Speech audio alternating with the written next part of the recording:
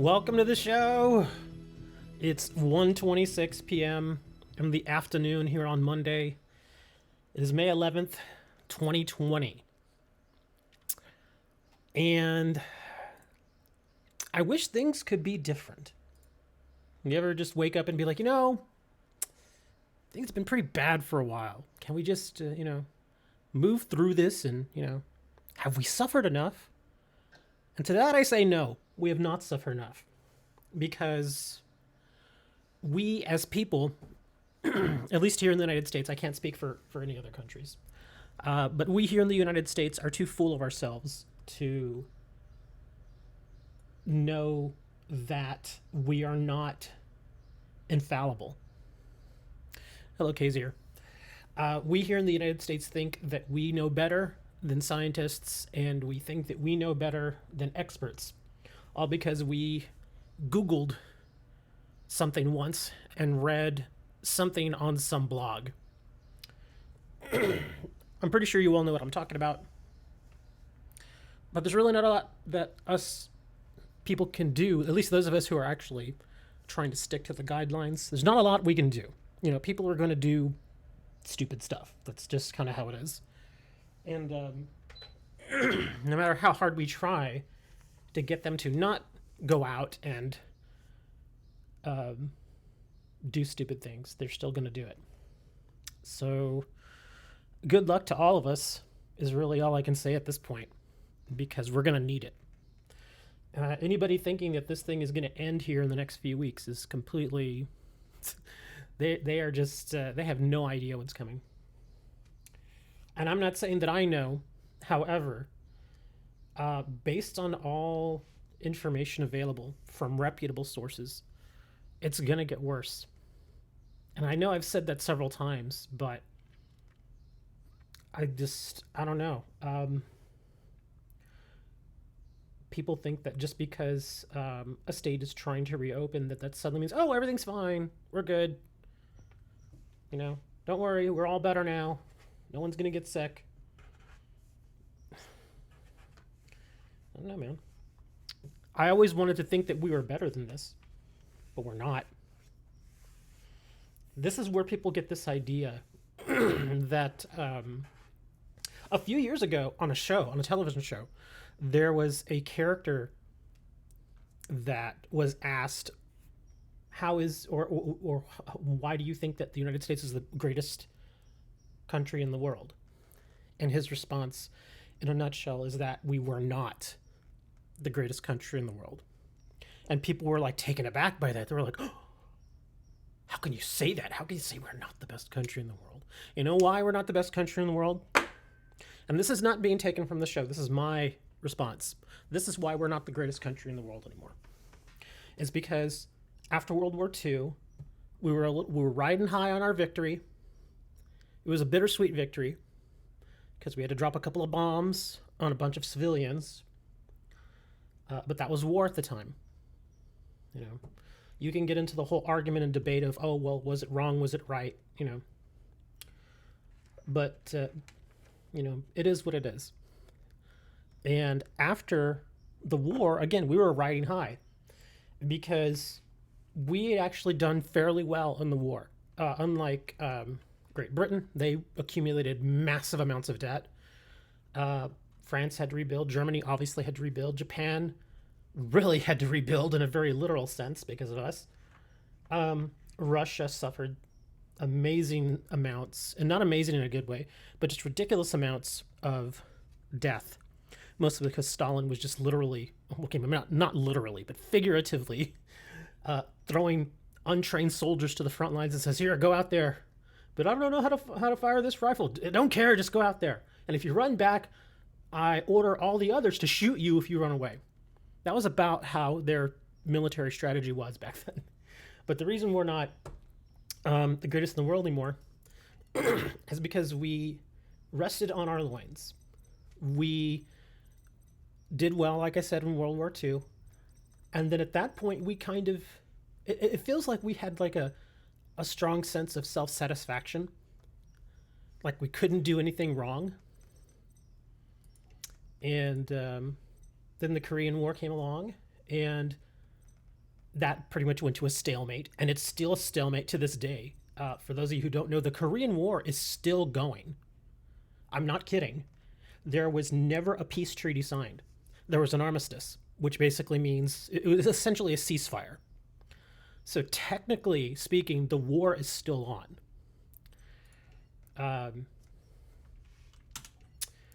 And then everybody kind of knows what happened with North and South Korea, and then of course Vietnam came along, and that was a travesty in and of itself for all the wrong, all the crazy reasons. And there are even people to this day that will not admit that we lost Vietnam. We did. We lost. We didn't win anything. We sent people in there. I think we did as well as we could given the circumstance. But ultimately, Saigon fell and the communists won. I don't know how you can call that a victory. What is this? I didn't want to use this story mode deck. Oh no. Screw this. But yeah, we lost Vietnam. And there were all kinds of things that went wrong in Vietnam, besides the fact that we lost. But yeah, we had this idea that we were undefeatable. And that has kept going to this day, even though we had gotten into other wars since then, and other conflicts like Gulf War, Afghanistan War, Gulf War II, Iraq. Again, well, Gulf War and Iraq are kind of the same thing. Just all kinds of different conflicts. And we've always had this idea, this feeling that we were unbeatable. And in a sense, we are. When you throw enough money into your defense budget, you're going to be pretty unbeatable. At least you're not necessarily going to win, you're just going to outlast your opponents. And that's pretty much what we've done. Like, when we went back to war with Saddam in Iraq, we knew we were just going to outlast him. That was just a matter of time.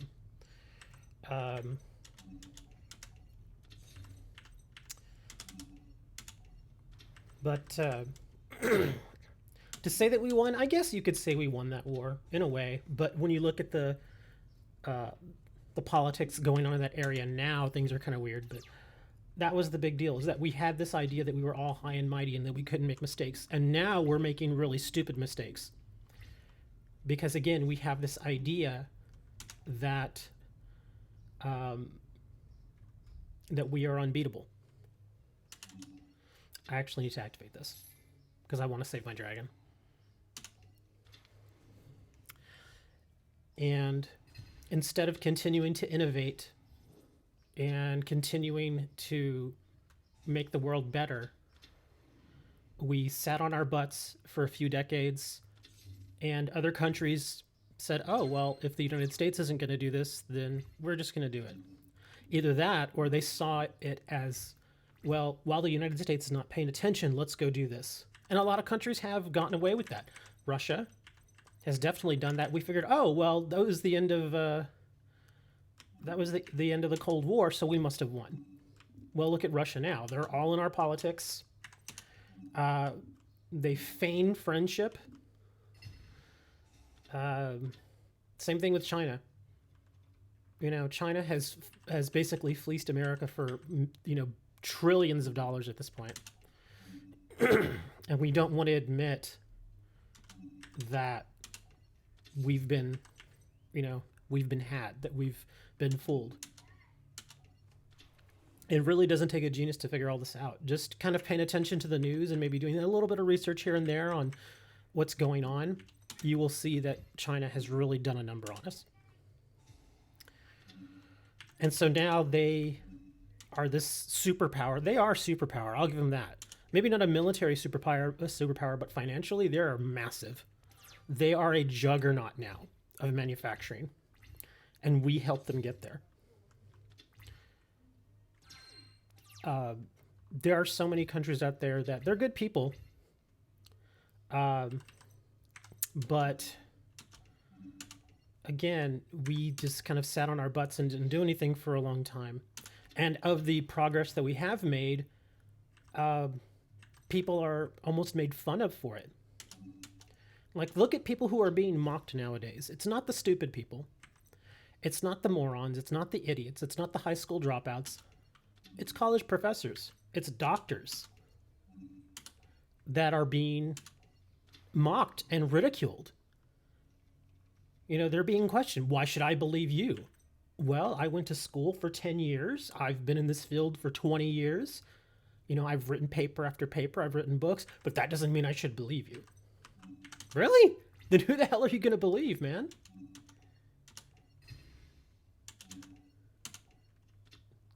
Just, it's, you know, it's just weird, man. That's why we're not the greatest country in the world anymore. Because we had this idea that we were always going to be the greatest country. And now there are a lot of countries out there that have surpassed us, and we can't accept it. And so we still have that cocky attitude that we are better than everybody. We're not. I personally have never thought that we were better than most people. But there are a lot of Americans out there that do feel that.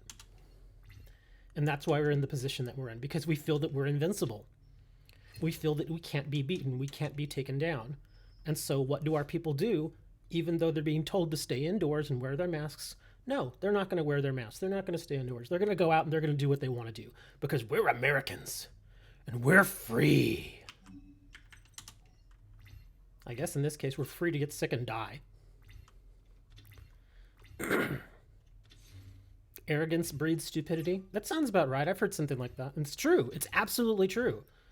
Because again, Americans, well, not all of us, but obviously, as you can see, again, by watching the news and paying attention online, visiting Facebook and Reddit and all these other different popular forums, you can see very clearly that there are a lot of really stupid and arrogant people out there. They are so dumb that they don't know that they don't know what they don't know, if you get what I'm saying. Have you ever started something, like, say, for instance, something that you've never done in your life? Like, say, for instance, that you bought a car, and the car obviously needs maintenance. So you go and you're like, I'm going to do this myself. I'm going to do the oil change myself. And so you go online, the smart thing, and you check it out and you read up on it and you learn a few things here and there. And you're able to somehow get your way through that oil change. And so you're like, yeah, I changed the oil in my car. Would you at that point then think, oh, well, I know everything about cars now? A reasonable person would not think that. But unfortunately, that's kind of the attitude of Americans in a lot of cases, is that somebody at some point in their life told them that they got something right, and now they think that they cannot be wrong. That's why idiots are so confident, because they don't even realize how wrong they are. That's how we have, when you add stupidity with a sense of entitlement, you get Karen. We have that joke here in the US. I'm sure it's spreading to other places. But here in the US, when we see an overbearing, entitled, idiotic woman, we call her Karen. Because that's how a quote-unquote a Karen behaves. They think they know it all. They think they have this right to do what they want. That's a Karen. On the flip side, the male version of that is called a Kyle. And again, Kyles and Karens don't realize that they are Kyles and Karens. Even if somebody points it out to them, they don't realize it. And even if they do somehow maybe think for a split second that they might be that terrible person, they don't want to admit it.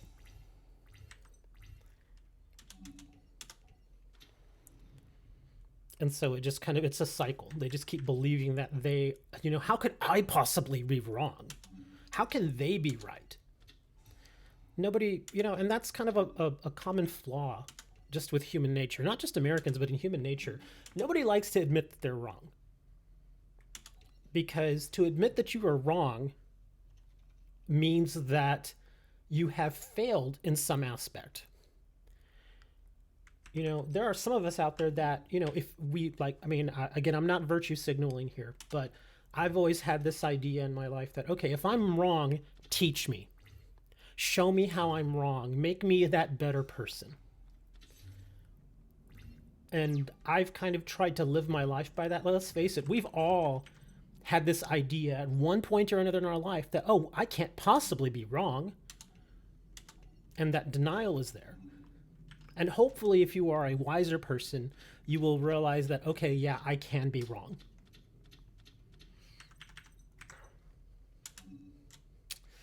Doesn't always work out that way, though. Some people just are wrong and they will never admit that they're wrong. It's kind of like people who, how can I put this? People who may have voted for a particular candidate back in 2016, and now here it is all this time later, and they don't want to admit that they made a mistake. It's okay if you make mistakes, man. It is absolutely 100% fine. The point where it is not okay is when you refuse to fix that mistake. And that's how it feels right now, is that there are a lot of people that just refuse to try and better themselves. And it's unfortunate, because I want to believe that we are better than we are, but we're not. It's kind of like, and I hate to quote the Men in Black movie, but I'm going to. And I'm sure some of you are aware of this quote. In one particular part of the movie, Agent K and Will Smith's character, Agent J, well, he wasn't Agent J at the time in the movie, but Agent K, the soon-to-be Agent K, asked, you know, how come we don't just tell people that aliens exists? And Agent K's argument is, well, you know, a person is smart. A group of people, in, you know, I'm paraphrasing here, are stupid. And it's absolutely true. One single individual can be self-reflective and think, okay, it's possible that I was wrong here. I need to do something to fix this in myself. But as a group, you tend to get more people that simply don't want to admit that they may have been wrong.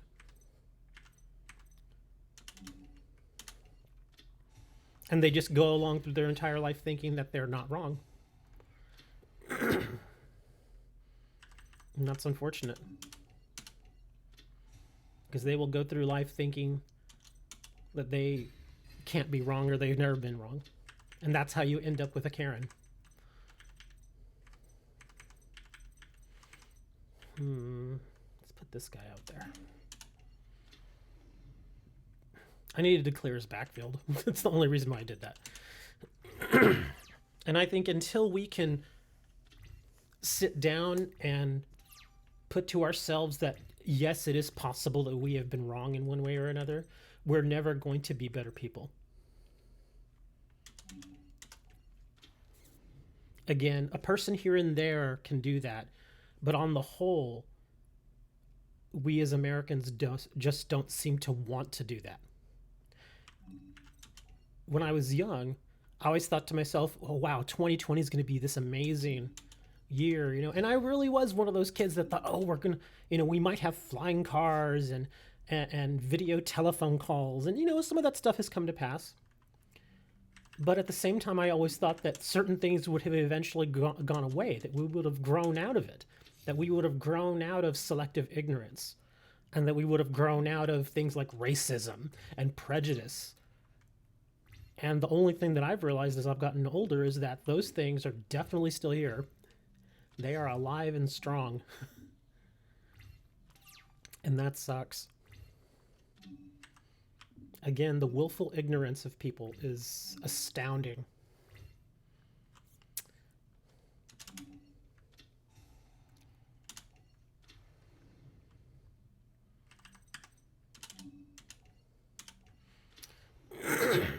And again, nobody wants to accept that they could possibly be wrong. If I am wrong in this, then all I ask is to be proven that I'm wrong. Oh, crap. Please prove me wrong. Please show me that you can swallow your pride and go actually read a book. You know, that's kind of the insult nowadays, is that you hear people who are criticized for not knowing this or that, and they're like, "Go read a book." I'm thinking to myself, okay, I've read probably thousands of books in my life at this point.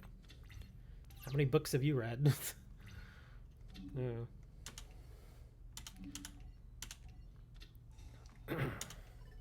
But anyways, enough of my ranting. I like to rant, you know that. Do I want to bring that? I think I could win, right? Hold on. 24. No, I'm not going to have enough to win. Because I could Regeki, and that'd be 34, 30. Yeah, I won't have enough.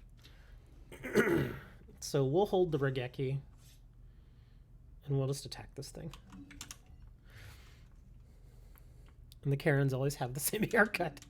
A lot of them do. There was another Karen that got caught on video being Karen. She got so angry that she purposely got out of her car and started screaming at people and purposely held up traffic so nobody could get by her. And there's somebody there just patiently telling her, "Ma'am, please move. You know, you're holding up traffic. People need to go." And she's like, "F you! F you!" Ah! And she's going nuts, right? And I'm thinking, my God, these women really exist. But yeah, she didn't care. She's like, "I'm going to hold up traffic and there's nothing you can make me do to move." Because it wasn't a cop that was trying to get her to move. It was like a security guard. And yeah, they generally tell security guards, don't touch people, just try and get them to obey and that sort of thing. But yeah, there's a video. In fact, let me see if I can find it. If I can find it, I will share it with you right now. So, well, actually, do I want to share it? Because if I share it, she drops a lot of F-bombs. I guess I can mute it, and then I can share it in Discord if you all want the sound. Let me see if I can find it. It holds up traffic. Let me see if I can find it here. Well, this is... Oh, there's another woman. I didn't even know that one existed. Let me see. It was just a few days ago, too.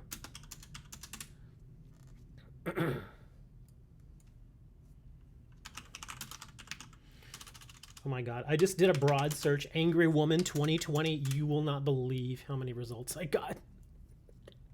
I'm not making fun of women. I'm not. Most women are pretty cool, but every now and then, yeah. Wow, where is this? I can't find it. There's just, again, I'm being serious. There are just so many of them. I'm trying to find the one example. Where is this? Oh, God dang it. I found it earlier. Okay. Ooh, I could show you this woman. But she's a nice looking woman. She's not a Karen. Come on, where are you? Dang it, we're gonna sit here for 10 minutes until I find this. Okay, maybe not 10 minutes, but I kind of really want to show this to you guys. Come on. No. Oh, well, while I'm looking for this, there was a story about a woman in Chicago. Her boyfriend apparently walked in on her cheating with somebody else, and she ends up shooting him in the face. No joke. He went in there and he was like, "Oh, what is this?" She pulls out a gun, shoots him in the face. Remember, she was the one in the wrong. She was cheating on him, and she shoots him in the face. That's Chicago, I guess, for you. Chicago is just insane. That city is just so nuts. It's just so... You know, I never want to go to Chicago. And I'm sure the people there are lovely. But, yeah, if you go to Chicago, fully expect to get shot. It's insanity. Makes you wonder what their lives were like growing up. I don't know. I mean, I can't... You could... Okay, I will give them some leeway as to having a bad childhood or being poor when they were kids or anything like that. But I did not have a good childhood myself. I was poor. We were really poor. Um, but me and my siblings, we're at least decent people. You know, we might not be the most hugely successful people in the world, but we're decent. We don't go around beating the crap out of people or shooting them in the face.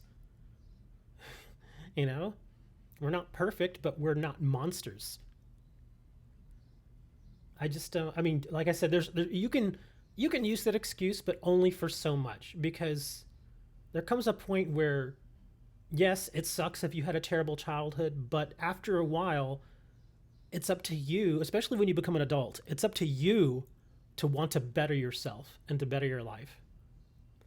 No one's just going to hand you anything. And it sucks. A lot of people, oh, I wish something good, Kevin. Well, you got to go out and get it, man. It's not just going to happen for you. You got to put the work in. You know, this is insanity. I cannot find this. I'm so surprised I can't find this. This is just weird. It's like it's been wiped off the face of the earth. This is going to bother the heck out of me. It was on Twitter, too. Let me see. Screaming woman. Well, it's got to be in videos. Oh, no, that's a different screaming lady. And that's a different screaming lady. Oh my god. Let me see, May 2020. Okay, this is stupid. I can't find it. No, you never want to come to Detroit. Pretty much, man. Like Dre's mentioned, but and I already knew this too, is that in Detroit they have really, really cheap houses, and I mean like stupid cheap houses. You can get a house in Detroit, no joke, for like $500. That is unheard of. But of course, if you pay $500 for the house, it's gonna be in a war zone.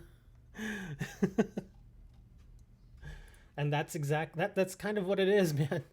Is that, yeah, you can get the house for $500, and usually the house is run down. You know, you got to put some work into it, put some money into it, but you can still make it into a nice house. The only bad thing is that, again, it's in a really bad neighborhood, and so you should fully expect to get robbed, get burglarized, maybe even get shot. But yeah, it's pretty nasty. Okay, I'm just gonna put Karen screaming. Oh, oh my gosh, there's so many Karens here. Oh, Kids Bop Karen, I remember her. She's hilarious.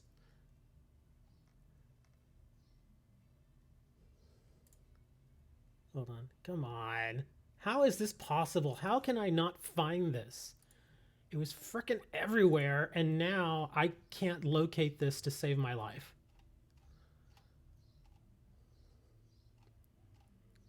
Ugh, this is so dorpy. Yes, I said dorpy. Yeah, buy a house for 500 and then put in a few $1,000s to fix it up. I mean, you could do that. You can do that in certain parts of the country. In fact, in a lot of cities, they offer something called the HUD system, or the HUD program.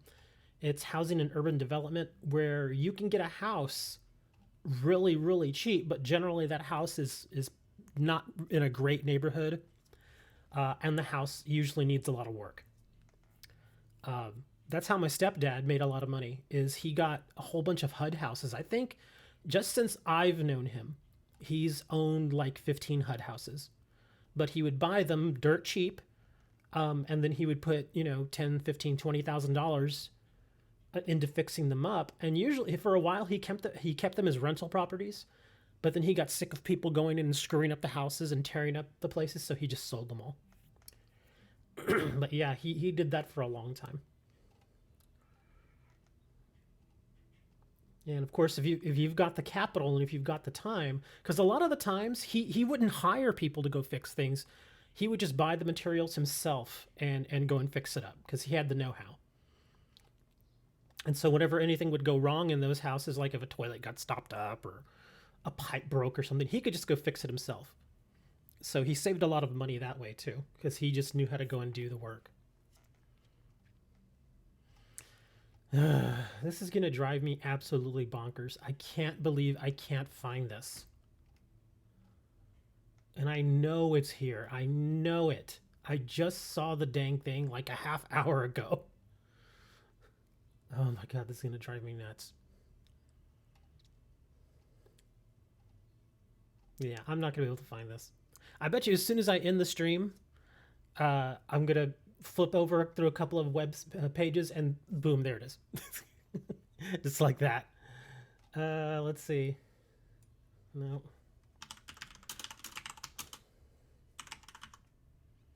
Oh, there was one other piece of news I wanted to mention. This happened in Houston. There was I don't know if you all, especially if you're not American, you may not know of this flight group we have called the Blue Angels. They're basically Navy pilots who fly these specialized planes, and they do all like these crazy formations and fly patterns and stuff like that. They're basically for show. And I guess as a way to kind of help morale here in the United States, our fearless leader said, "Okay, we're going to have the Blue Angels fly over a bunch of major cities to give to give people something to look at," which I guess is okay. I mean, I'm not a big Blue Angels fan, but anyway, so they were going to have a flyover in this part of Houston, and one of the parts was over a cemetery that was made not specifically for veterans, but there were a lot of veterans buried there, military veterans. And so people were gathered there. It gave them a chance to watch the Blue Angels, plus go out and visit, grandpa or dad, from the Iraq War, World War II, that kind of stuff. So it's supposed to be this kind of nice thing. Well, a Karen, yes, another Karen, in this red minivan decided she didn't like the amount of traffic. And so she hops the curb, and no joke, she literally drives over dozens of graves. Again, these are graves of veterans and, I mean, probably a few other just, citizens, but still, they're people. And that's kind of like sacrilege, even for most cultures, generally the burial practice and the cemetery, you generally want to be respectful in those places. Like you go there, you don't step on the graves, you don't steal the flowers. There's certain things you just don't do. And Karen's like, nah, screw it. I'm going to drive over all these graves because I don't feel like waiting anymore. And she did. She drove over a bunch of graves. The only good thing, and I think the reason why she was willing to do it, is because the gravestones were not like those big giant ones that you see that kind of protrude out the top and they've got like a kind of an arch to them. They were flat, so they were flush with the ground. So it is possible for you to look over the graveyard and not even see like a regular headstone. You would see just the plaque. It's like a placard. And there were people there who saw her doing it. And hell, maybe I can find this. Houston Grave Yard Drive. Let's see, news. Man, how am I not finding any of the stuff that I just saw on the frickin' news? Okay, Blue Angels fly over graveyard. Oh god, come on. Okay, I'm going right to the source where I saw it. This is stupid. It should be right here. 1-year-old baby, no. I regularly see flyover, but it doesn't say anything about what is going on? Why can't I find any of the news? This is so stupid. It's nowhere. Okay, I give up. One of you go do it for me. Because apparently I suck at this. Well, let me do a search on the website that I know I saw it. And this is a local website. This is one of our local news outlets. KRISTV.com. Let me see. Officers, no. Replay, voodoo donuts. What? Oh my gosh. This isn't... God, this search feature they have is terrible. Let's do... Nope. Okay, woman drives van over graves. There it is. Thank you, God. Okay, here it is. Oh, those New York Post, CB. Okay, here we go. Now they're all here. I had to be very specific with that, huh? Let me see if it'll let me show a video here for you guys. If the video will actually load. Oh, here we go. Here's a Twitter video. I can just go to the. Hold on. Okay. Let me grab this here.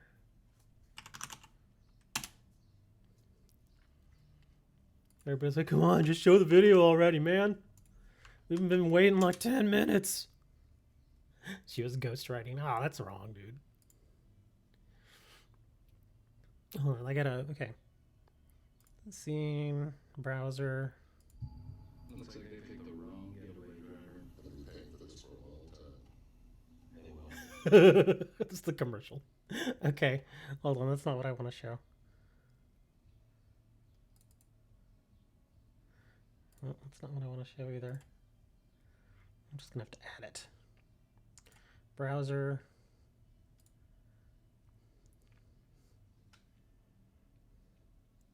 Oh my freaking god. When you think nothing else could go wrong.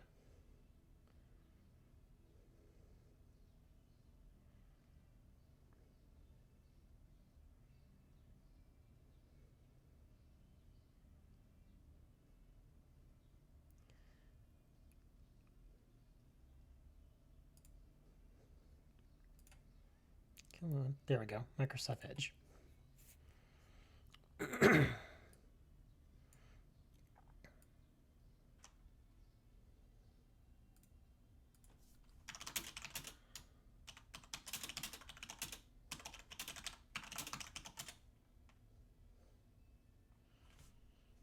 Wow, OBS was just like, nah, we're not gonna let you stream anymore.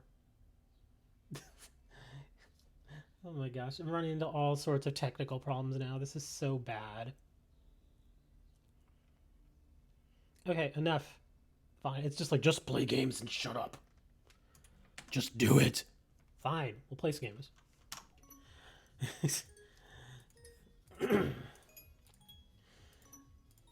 But I'm sure if you want to, you can look it up.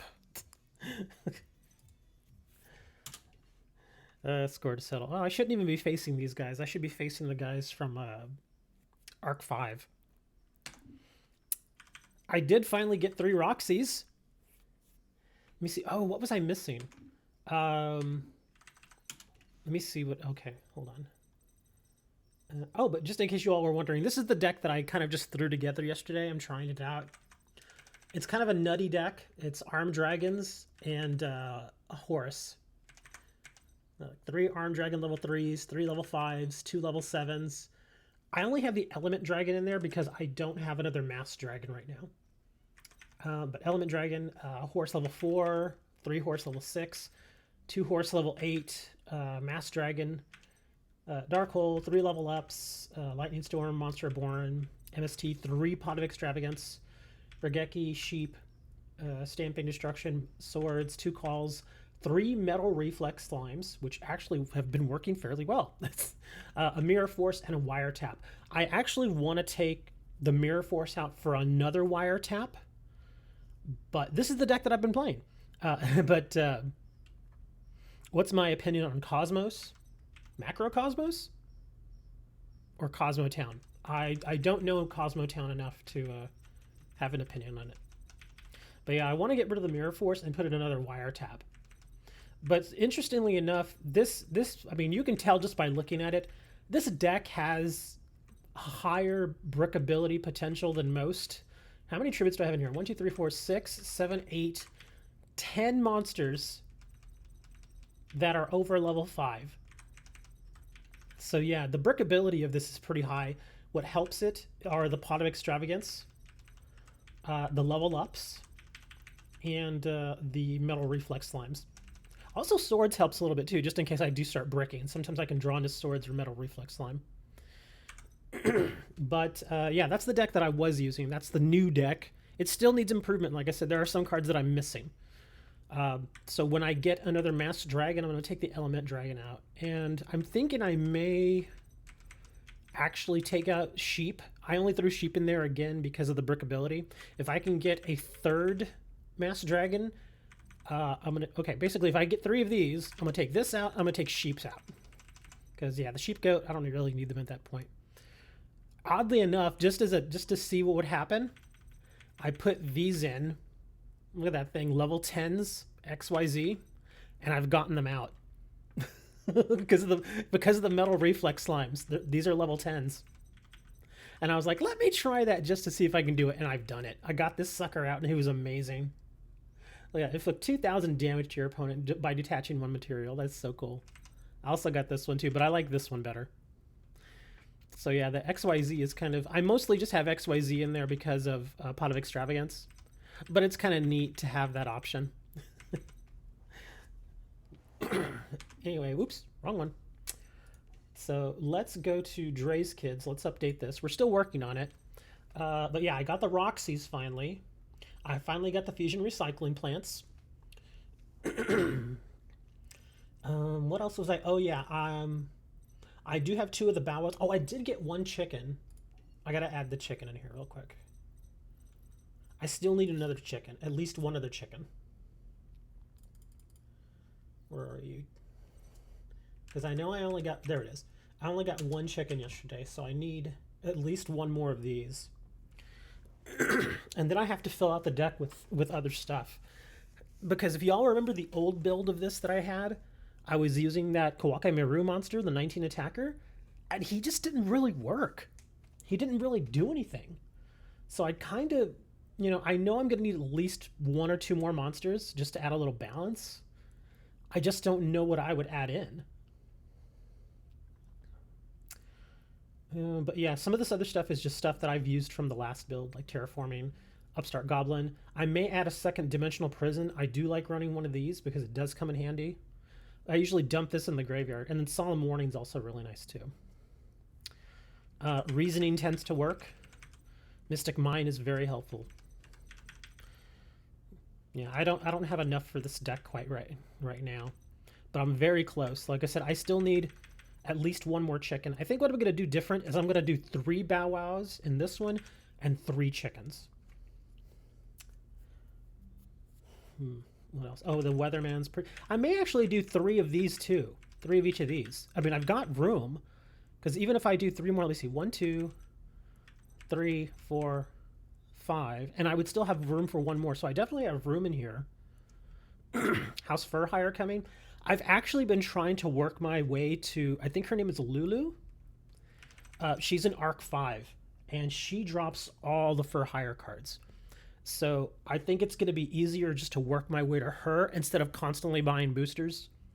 Because I've spent so much on boosters now, just getting the Prank Kid stuff and the Armed Dragon stuff, that I don't want to keep spending boosters on that 1 pack. I could easily go to other boosters and get a few more cards from there. So I'm going to work my way to her. But I'm still pretty short on all the Fur Hire stuff. I've only got like 1 beat. I think I have 3 Donpa. I think I have 3 Recons. I think I only have 1 Raphael. 1 or 2 Raphael. And I don't have any Dynas. So yeah, I still need a lot of cards for that. But this one's pretty close. Let me see what... I'm trying to remember what else did I use. Reasoning, Pandemonium, Place, Pranks, Polys, Mystic Minds. I don't even remember the rest of the cards.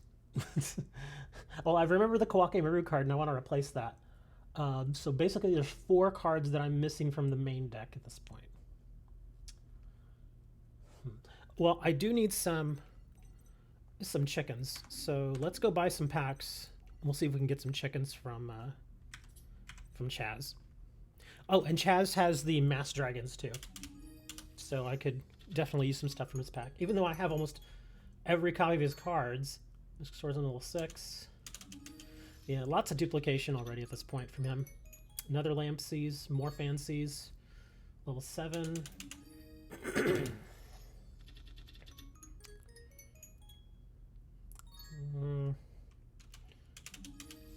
Come on, at least give me a Mass Dragon, man. I could definitely use 2 more Mass Dragons. I've almost got all of his cards. Level down, Matt, Ojima Trio.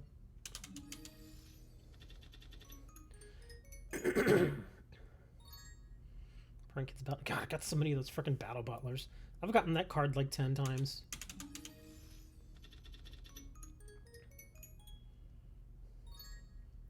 Another Yatagarasu, another level 5. I want to make a Mystic Swordsman deck too. Because I've always liked that Mystic Swordsman. The art for Mystic Swordsman just looks neat. I've always liked these cards. I think after I mess with the Armed Dragon and the Horse deck a little bit, I'm gonna go make a Swordsman deck. Premature Return. Physical Double. DD Survivor. Chain Disappearance.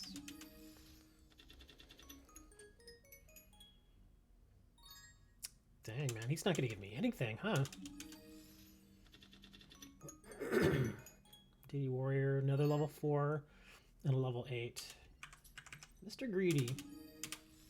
Oh, I did get another Spiritualist finally for Gravekeepers. Well, there's a Supernaturalist. Not that I need any more of those, but I got another Spiritualist. So, for all intents and purposes, the Gravekeepers deck is pretty much done. Well, actually, there is one other card that I would like for it. Let me go to it here. Oops, wrong way. Okay, let's see.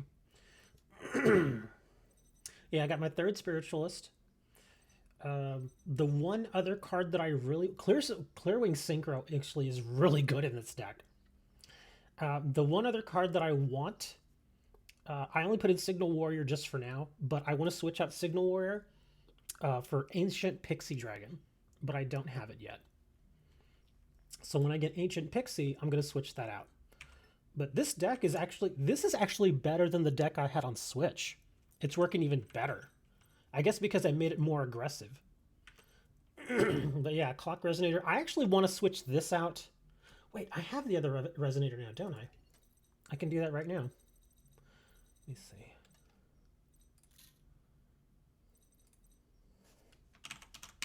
I think I did get the other Resonator. There he is. Dark Resonator. Okay, yeah, he's going in. And I'm going to take this guy out. There we go. That's better. Okay.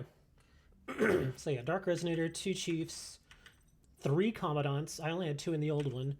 2 Guards, 1 Oracle, 3 Recruiters, 1 Spear Soldier, 3 Spiritualists, 3 Spies.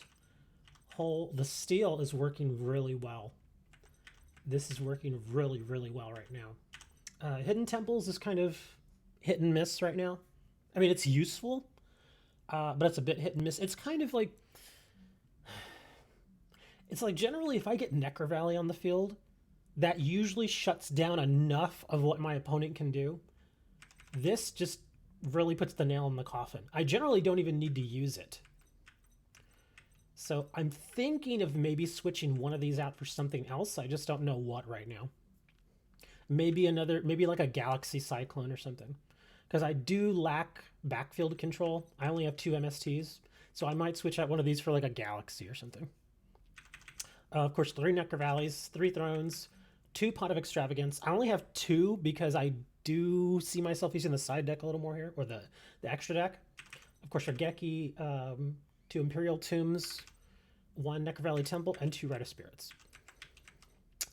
I guess I could take that out and put in another Rite of Spirit, but... but yeah, this Gravekeeper deck is pretty amazing. Only needs an Ancient Pixie, and then I think it's pretty much done.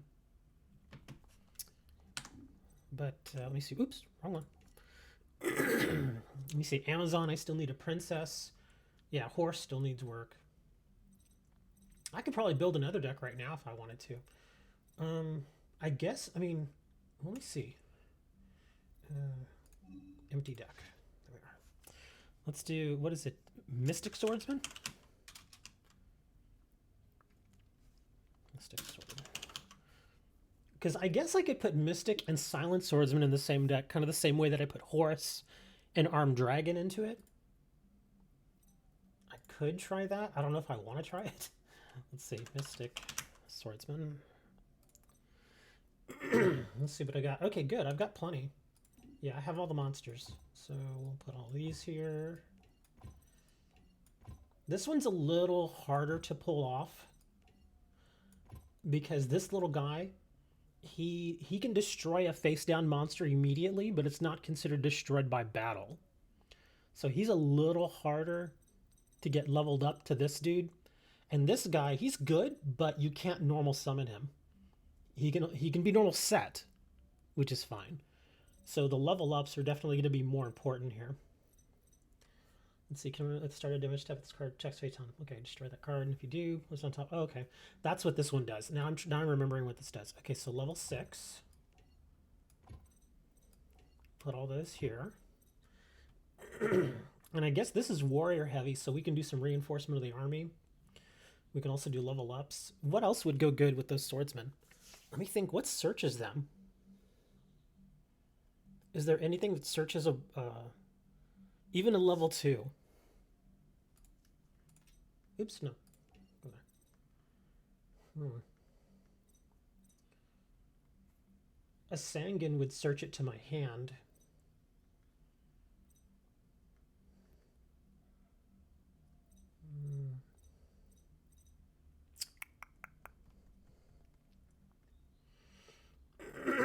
I mean, I already know most of the stuff that I would put in here. Like, I've got level ups. What are the monsters, though? Let's see, tomato. Special summon 1 dark monster.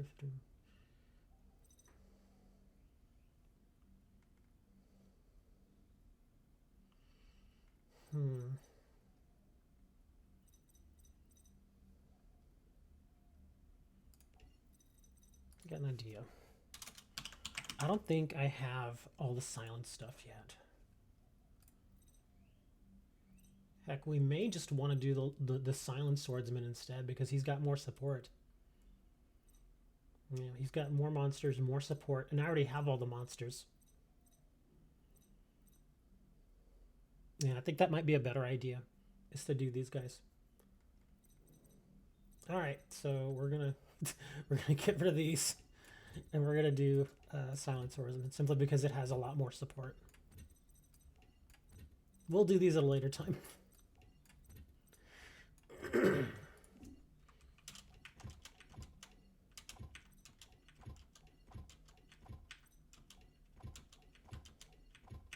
Do I want 2 or 3 of these?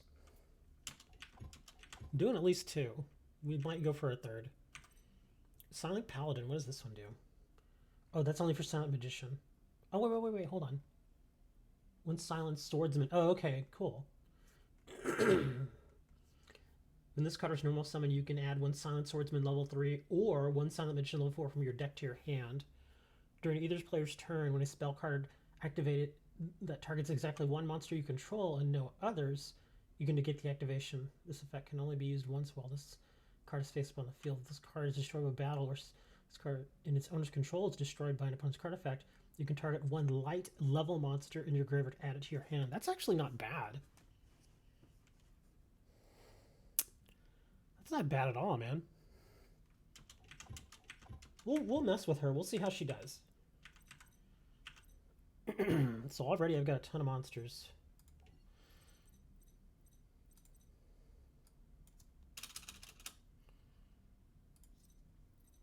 Oops.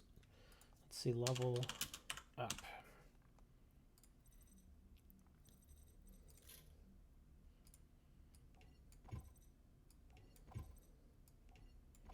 Oh, wait a second.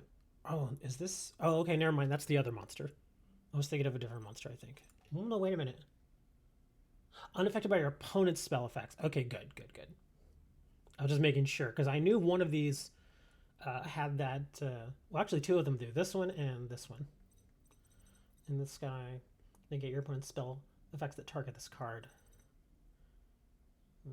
Negate all spell effects on the field. Oh my god.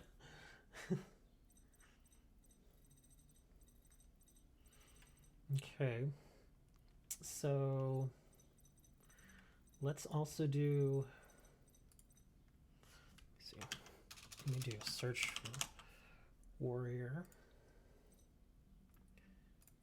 There we go. Reinforcement of the army. Warrior returning alive. Let's see, any good equip cards for these? The only thing is that when this hits the field, equip cards aren't going to matter.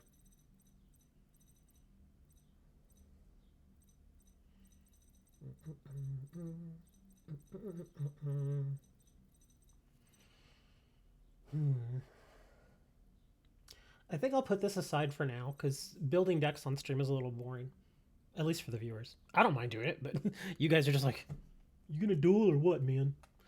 Okay, so we'll leave this as it is, and I'll go back and I'll keep playing with Horse and Armed Dragon because they are actually kind of fun.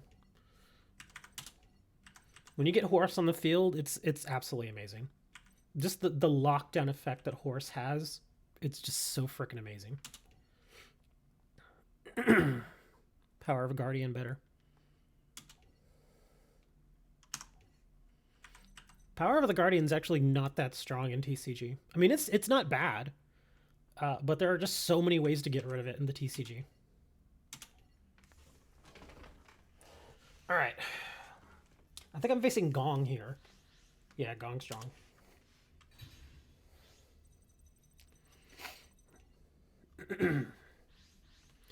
All right, let's see if we brick open this one. Oh, that's actually not terrible.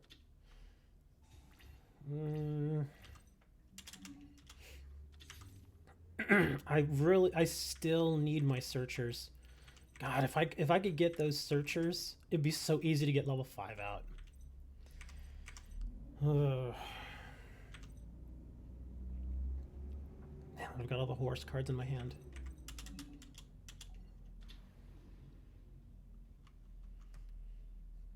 If I remember correctly, I wonder if it's still ruled that way.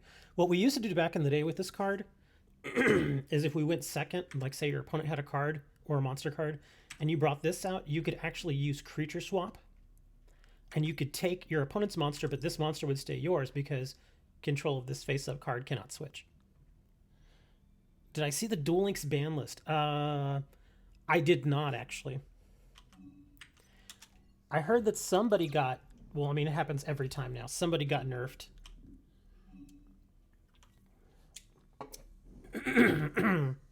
But that's every ban list now. Every ban list, somebody gets nerfed.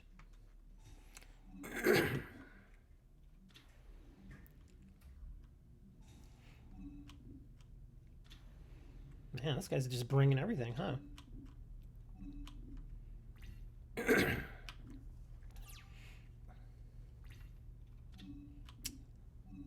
Not a great time to bring Lightning Storm. Oh, that sucks too. Well, I could Tribute for level 6. And then... Oh, yeah, we're definitely going to Tribute for level 6.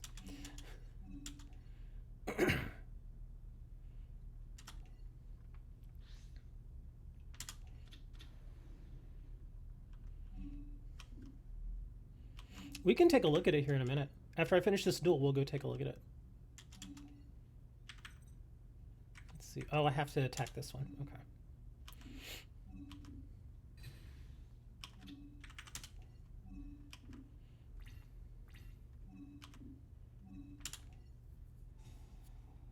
Now we get our level 8 from the deck.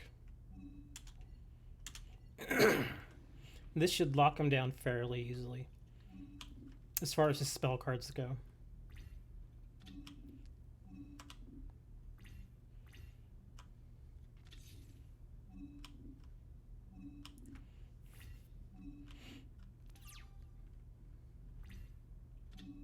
Another level 3. Oh, we definitely got to bring level 3 now.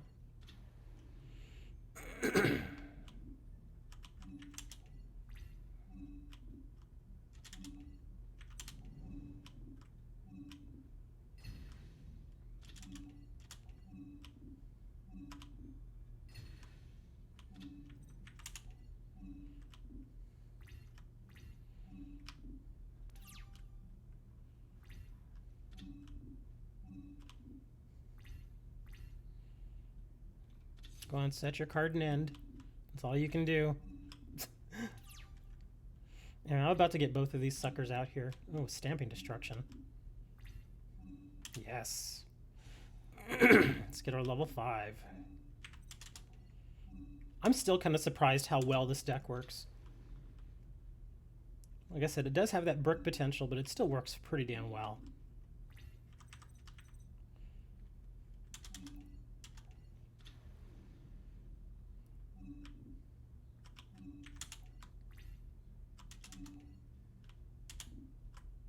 Oops.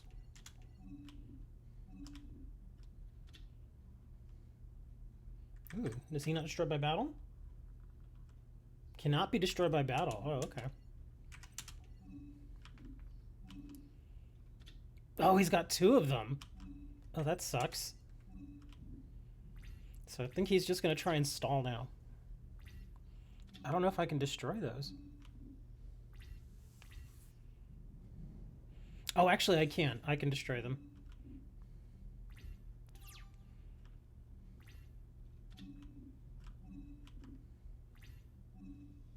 Yes.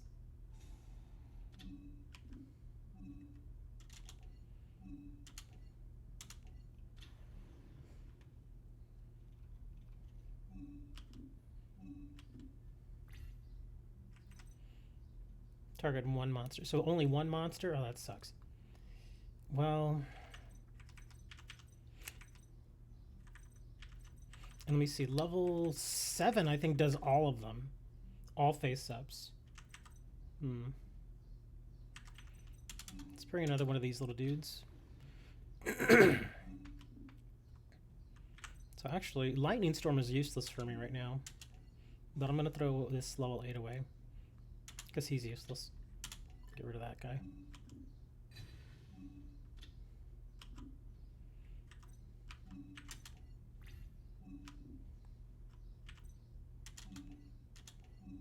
If it's a third one... Okay, good.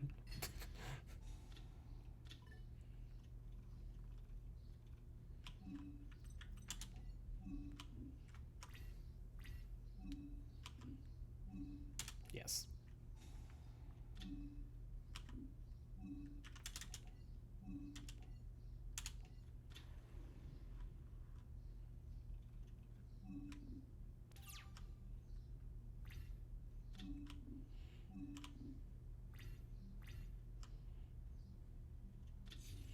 It is kind of amazing with this field. I still haven't done any damage to him.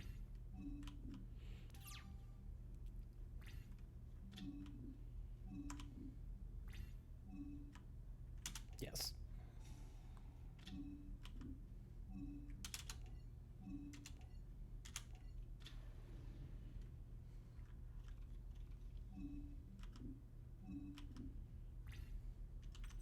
Okay, let's see. What can we do here? Oh, I have to send a monster. That sucks. But I can still use this. Oh, no, I don't have a monster. Dang it.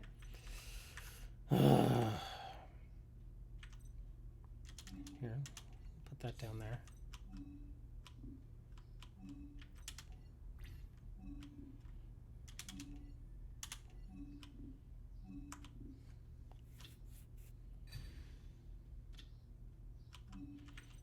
I need a freaking monster in my hand to do this. That sucks. Sure. We'll get the last one. This field is stupid now. 2 level 7s, a horse level 8, and still got a level 5.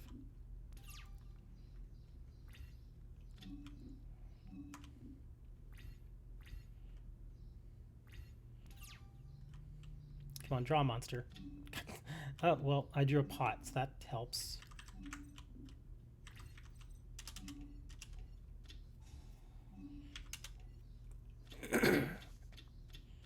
Please give me a monster card. Okay, that works. That's a monster card. I can only use 1 pot per turn. Okay, so... this should be the end of it.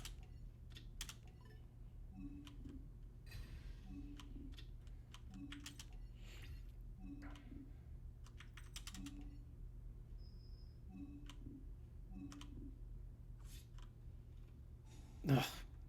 Of course.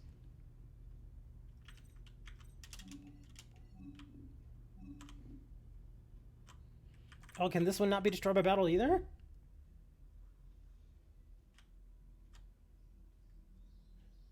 Use special summon, and if you do, it cannot be destroyed by battle or card effects this turn. Son of a biscuit.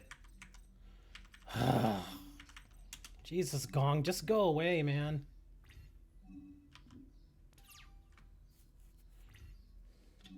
Gong does not want to go away. What are you bringing?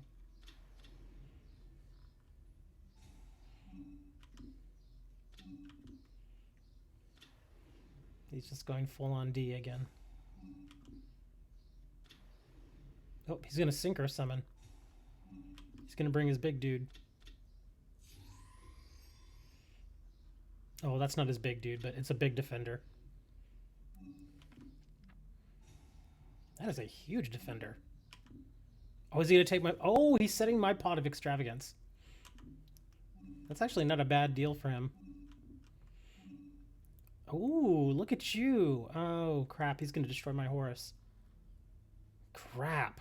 Well, there's not a lot I can do. That sucked. We're going to do this, though.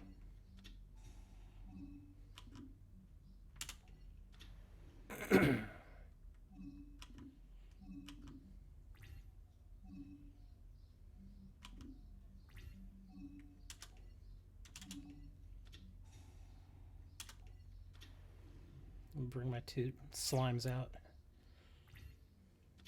Oh my god, another pot of extravagance. It's like, here, have all of them.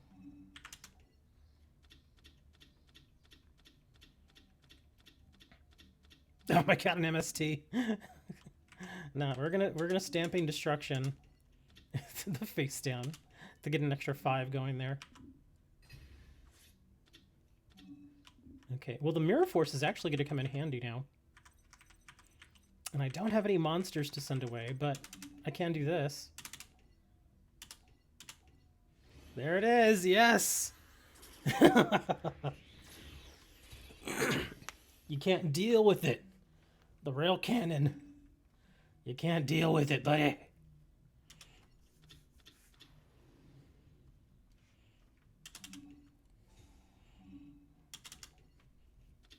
Bam, 2,000. Okay, now we're gonna set the mirror. Let's get rid of his other defensive monster.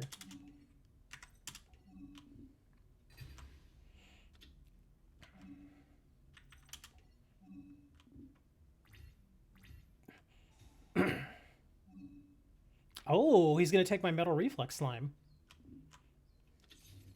That's actually a good idea on his part. He needs to destroy my railgun.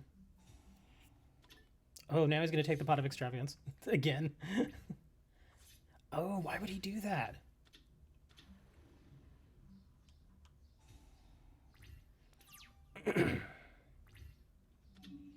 Okay, so how do I want to do this? We got to play pot first. I'm only going to get...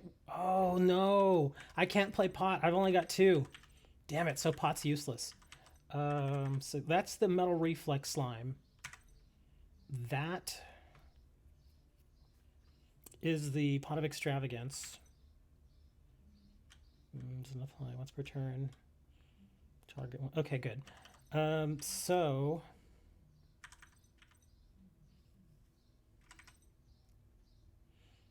oh, that's not gonna work. Not with this one. Crap. Well, first things first, I gotta do this.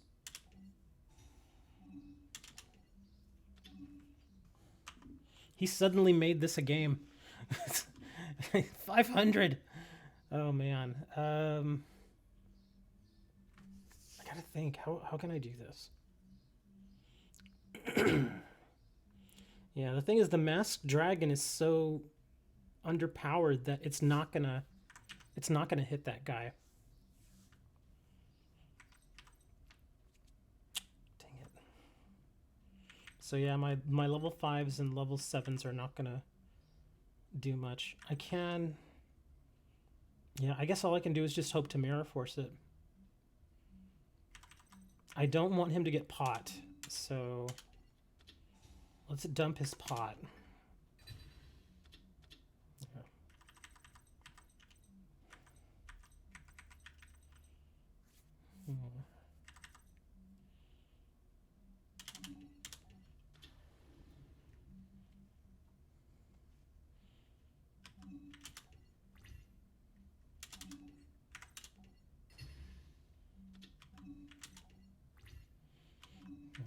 We still have Mirror Force, though. He grabs another one of those. He's going full on D, yep.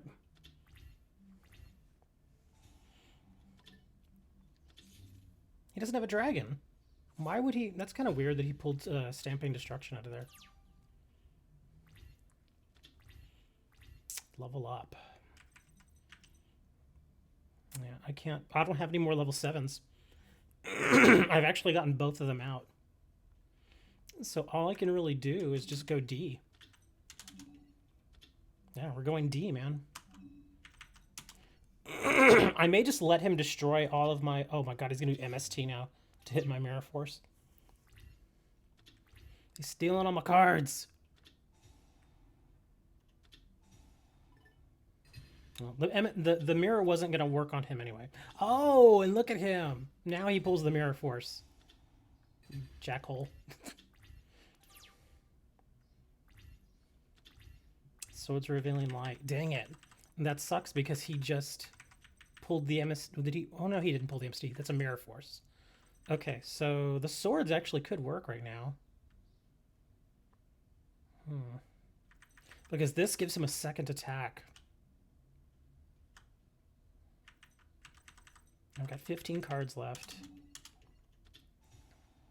I don't know if I can actually get rid of that with anything else besides Lightning Storm. And even then, I might need to Lightning Storm his back row. He's got so much crap back there. Gong's like, I'm not going out without a fight. Another level up. Yeah, all I can do is just... Now I'm the one stalling.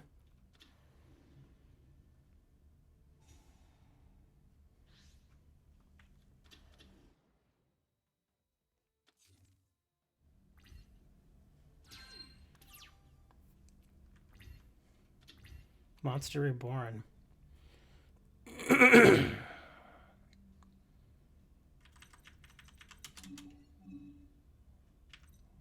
it.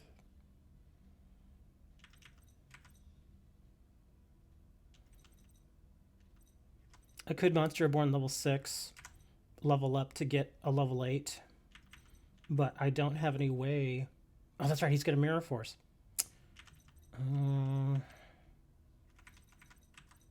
I need to just wait.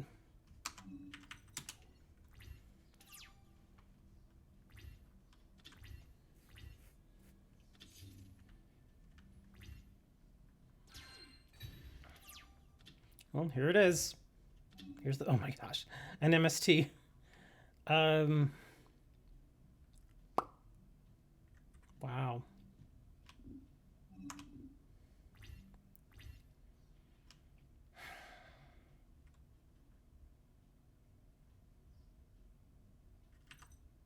What do I want to destroy with it, though? Because I'm going to have to use Lightning Storm to destroy his monsters. So I should probably... Well, even then, he's got 2 of my Metal Reflex Slimes. So that's going to suck. But that's a Mirror Force. I have to get rid of the Mirror Force.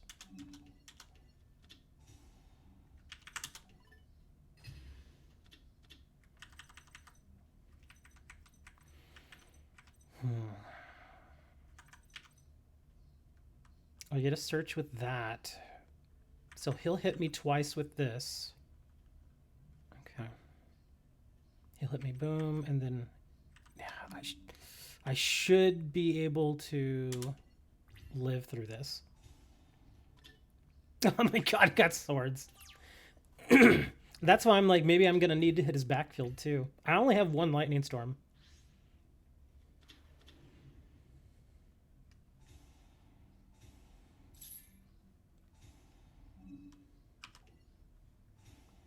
I've used so many freaking cards in this deck already.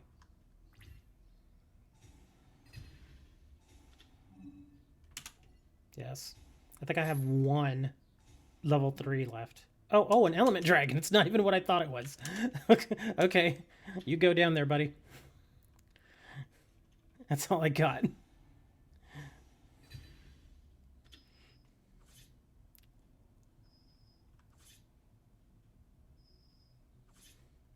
Over 35? Are you serious? After all that? Oh my god, are you kidding me? That is so stupid. I gotta hand it to him though, man. Most people could not come back from that. And Gong's like, nah, I got it. That's like a Yu-Gi-Oh anime episode of comeback right there.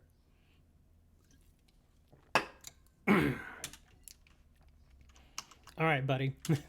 Let's try you versus. Let's do Amazons. That sucked. Amazons give me better field control.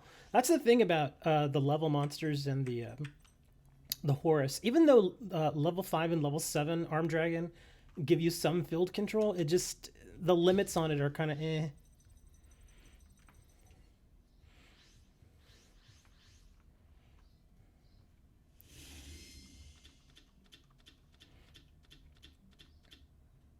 Actually, not a terrible hand at all.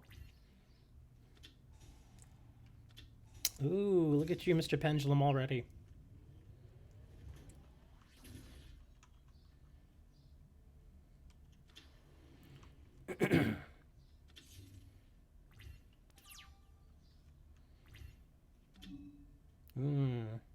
I'm gonna need to save that MST.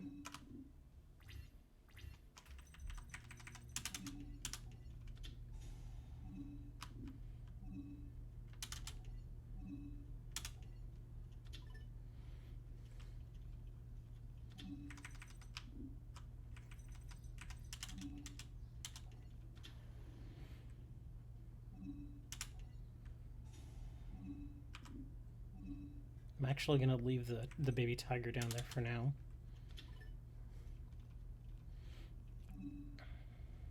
Oh, I could bring it. Nah, screw that. Okay, we'll do this. We'll do... Oh, go away. I can't... Well, dang it, I kind of want to destroy one of these because he's just going to keep pendulum summoning. What does he got? An 8. And oh my god, it's an 8 and a 1. Holy crap. Okay, yeah, I do need to get rid of this. Let's get rid of his 8. Yeah, can't let that sit there.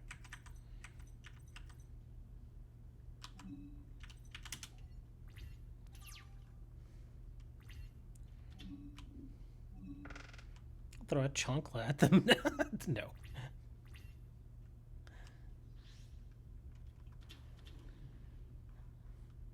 The cat's gone. He's retired.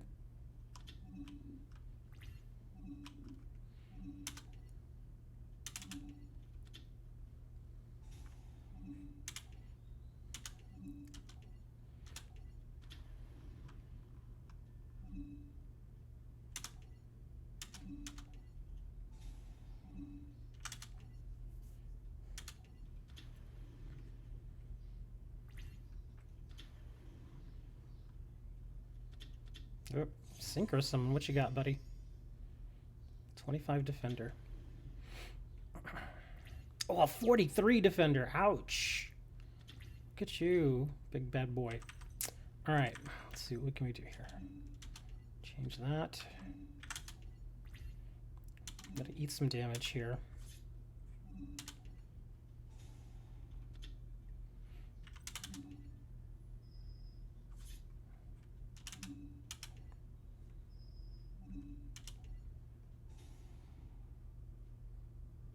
You built Amazons on Nexus and you like it. Amazons are pretty amazing. I actually found that they're one of the easier decks to master too. Let's see, who do we want to bring? We want to bring it. No, let's bring another queen.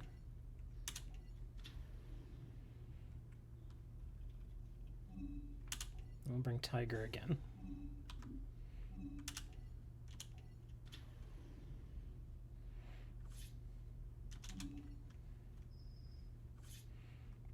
There we go. Yeah, this deck has much better field control than Horus does. Horus is great for negating stuff, for spells, but yeah, for field control, he's not so good.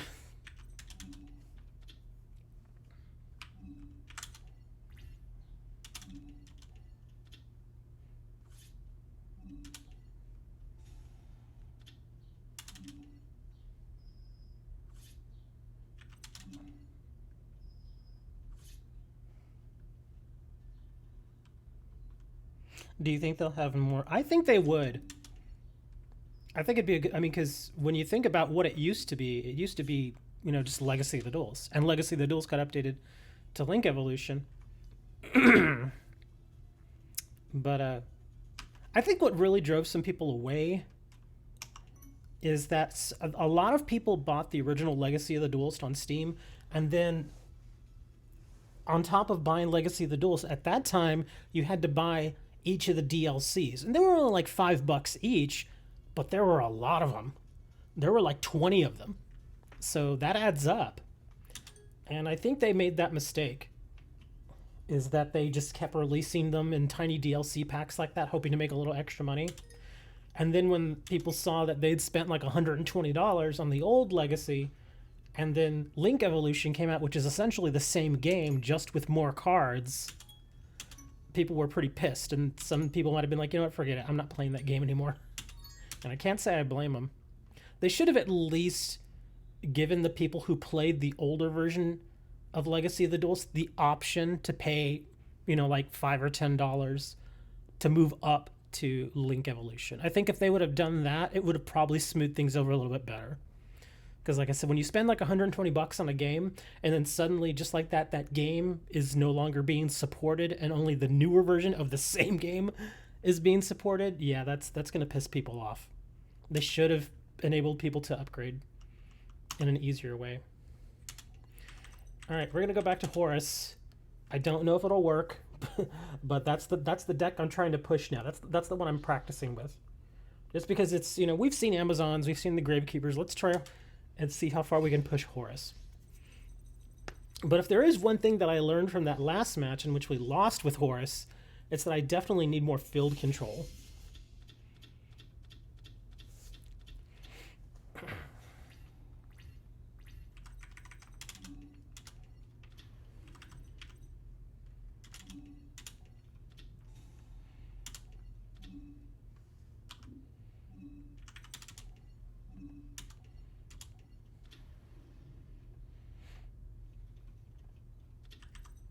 Oh yeah, I was gonna talk about the ban list. Do you all really want to talk about the ban list for Duel Links? We don't have to. A couple of your orders are being shipped to you ready. I'm waiting too, man. In fact, I have 2 orders for stuff coming in today. I have my guitar pedal should be here today. So tonight's going to be good for me because I'm just going to jam on my guitar for a little bit. And on top of that, I also got a new NVMe M.2 drive, and I'm going to install that later when it gets here. It's a 1 terabyte, so it's nice and big. And those NVMe's are fast. They're freaking fast as heck. Dark Hole, that's fine. Let them Dark Hole it. Super Koi Koi. What is this? Activate the top tier cards. Special summon as many Flower Cardian monsters among them as possible, ignoring their summer conditions. But their levels become 2 and they have their effects negated. Ow.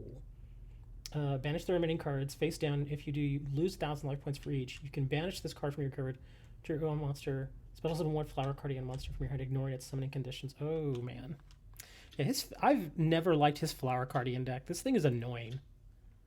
Because they're all high level like that. But they have ways of pumping themselves up. So he got 1. And he has to get rid of his Grace Soul. Okay, that's nice. That was actually really nice. What's with the games ban list? Oh, he's talking about Yu-Gi-Oh! Duel Links. There was an update with the Duel Links ban list. And he wants to talk about it. Oh, he's going to bring a big guy now. What does this thing do? This card special summon, draw 1 card, and if you do show it, then you can special summon 1. Oh, another one. Set of the graveyard when this card is used for single material. Gotcha. Okay. It's gonna grab another one of those big things. See how big they are? You got a level 11 tuner. That's sick. That's insanity. Yeah, I'm gonna have to bring back my my dragon here.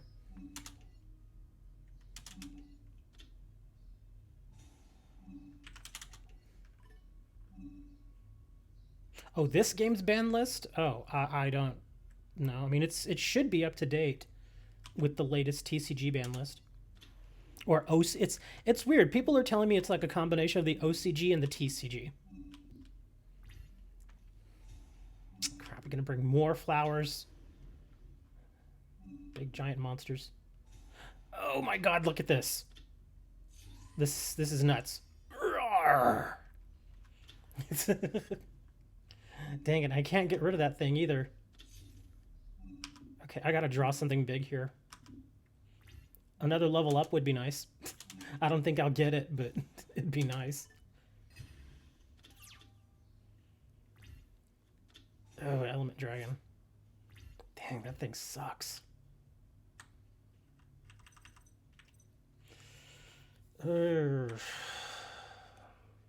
I can't kill again.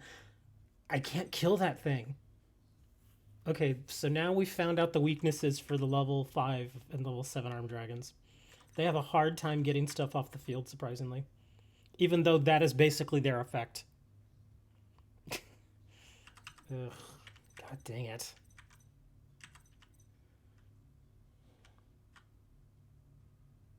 This sucks. I can't win. With that monster, I can't get rid of it. And every time I draw, I'm going to take 1,500. So, yeah, I'm screwed.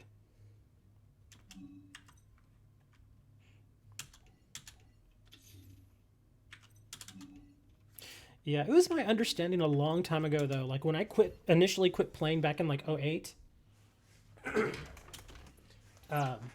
it was my understanding that they were trying to get the TCG and the OCG ban lists to be exactly the same. I guess that never happened. Because that was the goal initially. Because I know that the game came out first in Japan, obviously. And when we started getting Yu-Gi-Oh! Over here, we were like a couple of sets behind. Or we were actually, no, we were more than that. We were like 4 sets behind. And so they were working to try to make it to the point where the Japanese OCG and the rest of the world TCG would get their cards about the same time, like within a week of each other. That was the understanding I had back then. That's what I was told by Upper Deck, who were doing the game at the time. I guess that never happened though, and that's kind of crap. And again, I can't do anything.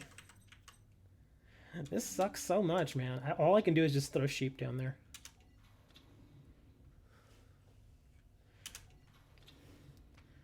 Damn.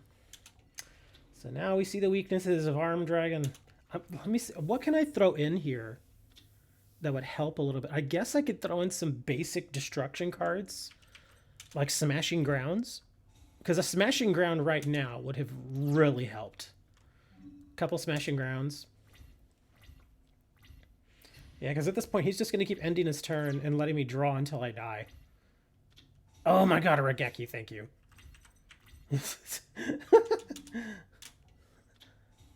What happened to Upper Deck? Oh my god, it's unaffected, no! Cannot be destroyed by card effects, I forgot about that. Upper Deck, they were not doing a good job of running the game. Plus the card quality was not there.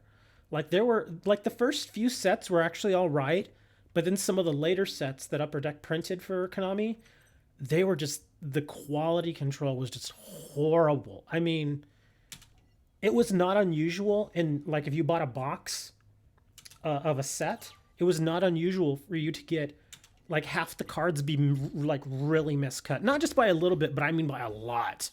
Like the entire upper part of the cards would be cut off. And so, you go and you spend $80 on a box of cards, and half of them are miscut or off center, or the coloring is terrible. I mean, it was bad. They started getting really bad for a while. So yeah, it was ugly, man. Yeah, control effects. Yeah, monsters you control. Destroyed by card. God dang it, I'm dead. Why am I even still playing? I'm just gonna surrender. I can't win. Dude, there are a lot of Upper Deck cards still out there. Because Upper Deck, they did Yu-Gi-Oh!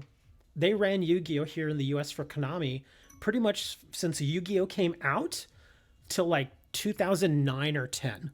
So there's like 10 years of nothing but upper deck cards.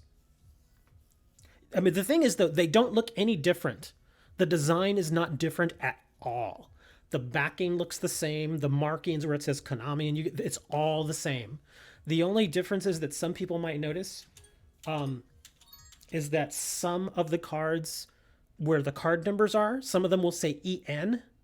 But even then, some of the EN cards with the special, language symbol next to them, some of those were produced by Upper Deck too. So if you didn't know, you wouldn't even be able to tell that anybody else was producing the cards. The only difference would have been if you look back at some of the older cards, you'll see that the coloring on some of them is a little darker at times. It just doesn't look quite right. The foiling sometimes, the stamping of the foiling is kind of eh. Yeah, just little problems like that. And one of the big things I know that kind of got the ball rolling as far as Upper Deck getting kicked by Konami was there was one particular sneak preview that we did. Oh, what was the card they gave us? I want to say it was Hidden Soldiers. Yeah, I think it was Hidden Soldiers. Because in every sneak preview, and this was when I was still judging and running the events for this woman that I knew out of Houston.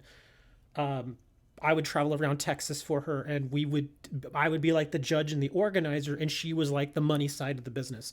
So like her and her husband would come, and they'd bring all the product and stuff, and then I would organize the special tournament and also help with selling of the special edition sets of the packs. Like you get like 5 packs, and then you get a special edition card for like $20. That's kind of how it went.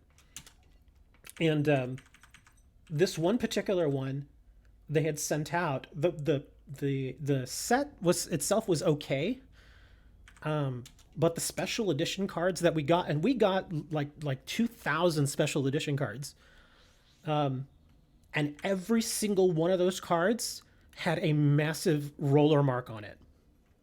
And if you're not familiar with trading card lingo, a roller mark is if you open the pack and you open it and you look at a card, if there's already like a straight up and down or left to right crease in the card, that's generally a roller mark. Some of the roller marks aren't so bad. Like you can usually, like some people will let you get away with that, but other times they're very dented.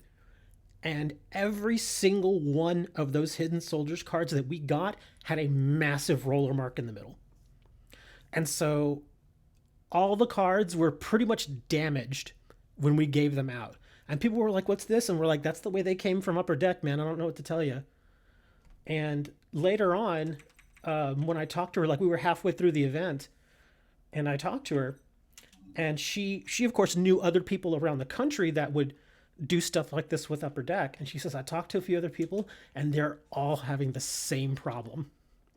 So essentially, almost every event that we knew of, because these sneak peeks were usually done a week before the set was officially released or officially released in stores, and they would all happen on the same weekend. And so again, she knew other people, and she called around and she tells me, she's like, everybody has the same problem with the cards. All of the cards are messed up. So every single one of the special edition Hidden Soldier cards, all of them are damaged. So if you happen to find one out there in the wild, some of them may be slightly less damaged than others, but almost all of them are guaranteed to have that roller mark. So yeah, that was pretty bad. Yeah. Like I said, the set looked nice. The set was that was printed. I don't remember hearing problems about that. But that particular special edition card, oh man, that was so bad. And it sucked because part of my compensation was I got a few copies of the card and a bunch of packs and stuff too. And so I head home, and of course I'm going through my cards because I don't generally, whenever I would help, I wouldn't open my cards until I got home. So that was like a day later or something. So of course I go and I open up my compensation package, and sure enough, I've got several copies of that card, all damaged. The card itself wasn't that good. It was okay. I mean, it wasn't really that usable. So it didn't really annoy too many people because it didn't have a massive amount of value. But again, still, when you pay for something, you expect it to be in decent shape. You don't expect it to be damaged out of the package. And that's exactly what happened. Because, again, when we would sell these little sneak preview sets, oops, I don't want to do that one. Actually, wait, maybe I do want to do that one. There we go. When we do these little sneak preview sets, what we'd do is we'd crack open all the boxes, like all the regular booster boxes, and then we'd set packs aside. And every time somebody would come up, they'd pay us $20. We'd give them 5 random booster packs, and then there was like this special little booklet that had the special edition card inside. So you'd get 5 packs, and you'd get the booklet with the special edition card. So that's how it worked. And again, we went through all the booklets, and they all had damaged cards in them.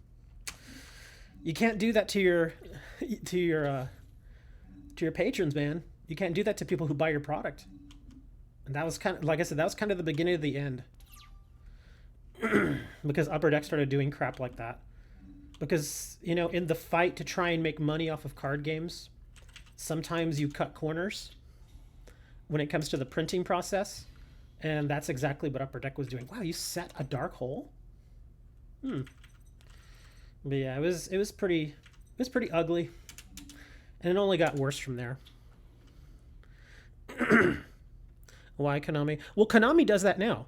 Now they do. When they took the rights back from Upper Deck, they just started making the cards themselves. And now the quality of the card is a little better. It's not, again, there's still little issues here and there, but it's definitely better than it was with no,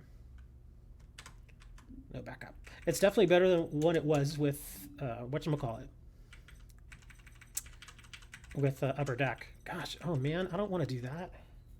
Actually, screw it. We'll bring this dude. Get a little action going here.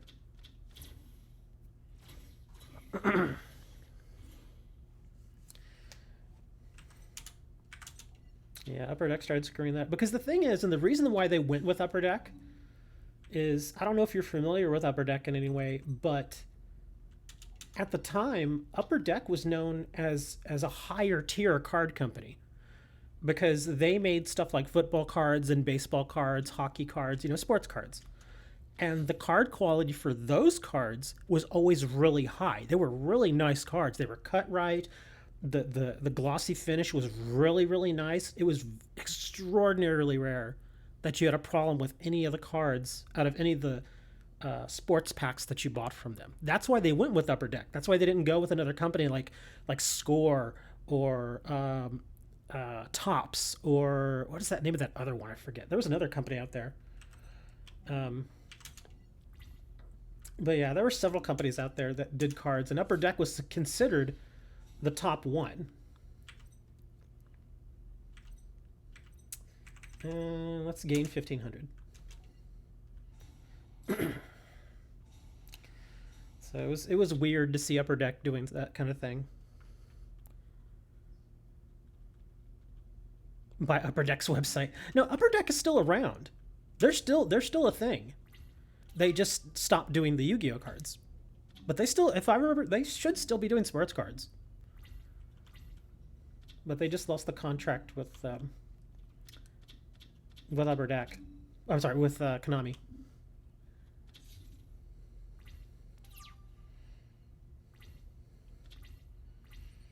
I think I just won.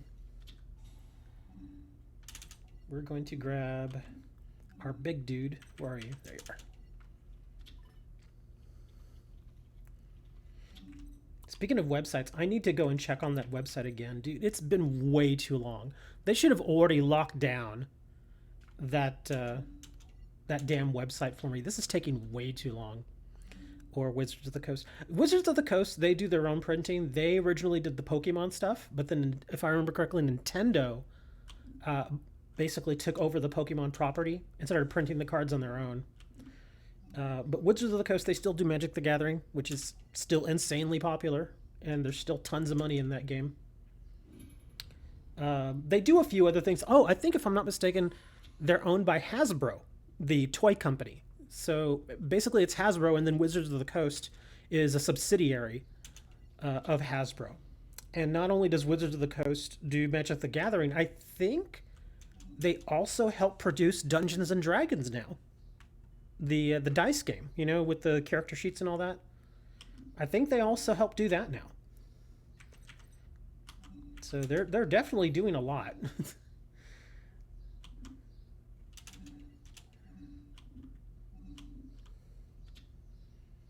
Goodbye, card trooper.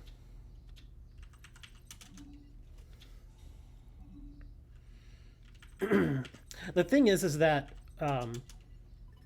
the way gaming is nowadays, it's not like it was 20 years ago. 20 years ago, there were no mobile games. The closest thing you had to a mobile game 20 years ago was probably Snake. Remember that game? I don't know if you all how old you guys are, but there was that game on the old Nokia phones called Snake. Yeah, that was it. That was about as far as mobile gaming was. So when you would print actual physical cards, people wanted that. But nowadays, you've got games like this. You've got Duel Links. You know, you've got even Magic the Gathering has Magic the Gathering Arena. All the card games are online now. And why spend money on the physical cards when you can just pay a few developers to make a game for you and maintain it? It's just much cheaper. And a card going for 10,000, yeah, it's possible. Some of the older Upper Deck cards are worth a lot of money. Like in fact, I did a search for one of them once here on stream. The Ken Griffey Jr. Rookie card for Upper Deck. That one was going for like $150, $200, something like that. But yeah, Upper Deck's still here, man. Let me see, Upper Deck.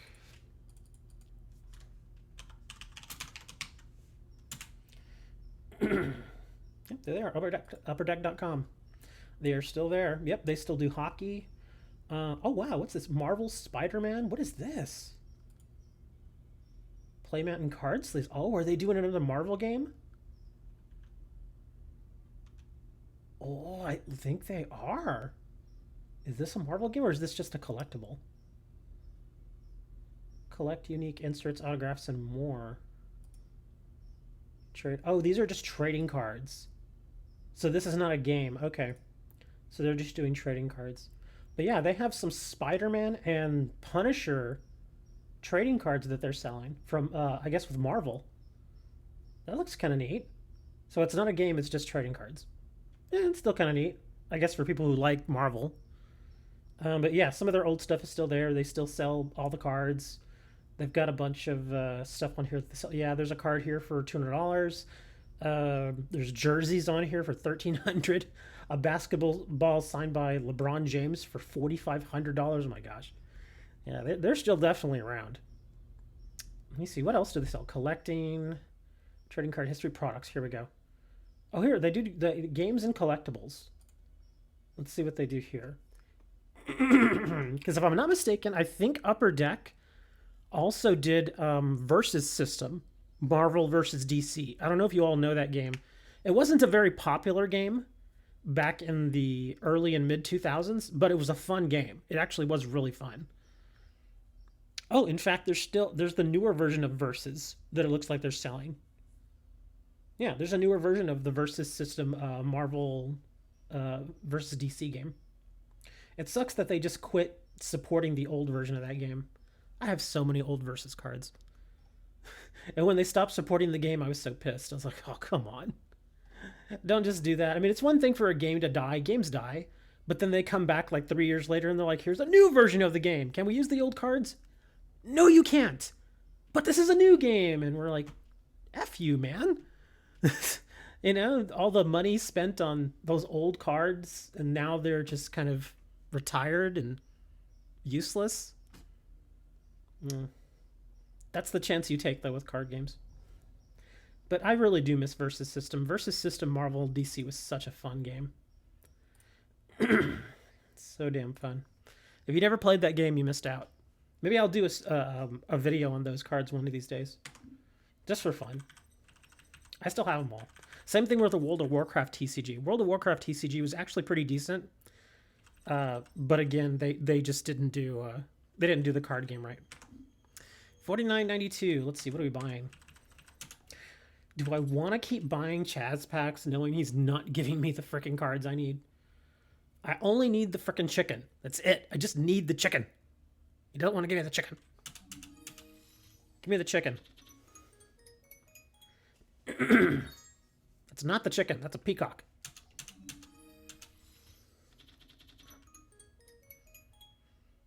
Bring kids ride. Yeah, it stinks. And there's nowhere for me to farm the chicken. Nobody drops the chicken.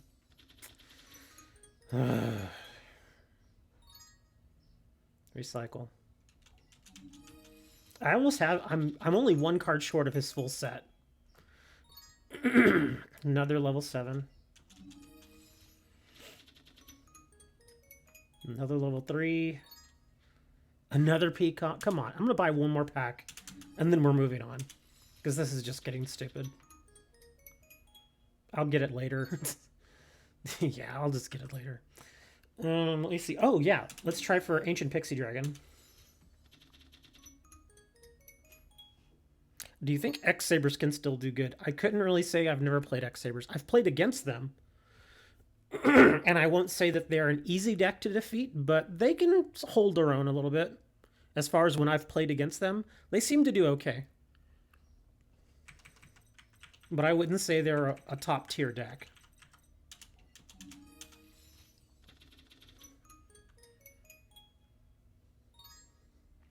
Messenger Peace. Come on, all I want is the Ancient Pixie Dragon. Autonomous Action Unit. That's an underrated card. This card leaves the field. Okay, gotcha. Yeah, Autonomous Action Unit's definitely underappreciated.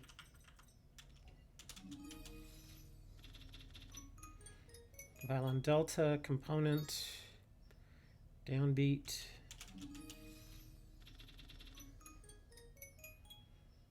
Power Pickaxe, Ghost Bell, and Haunted Mansion. Yeah, the chances of this pack giving me the one card I want, it's pretty low at this point. Remoten. Pacifist the Phantasm City. Ugh. So many crappy cards.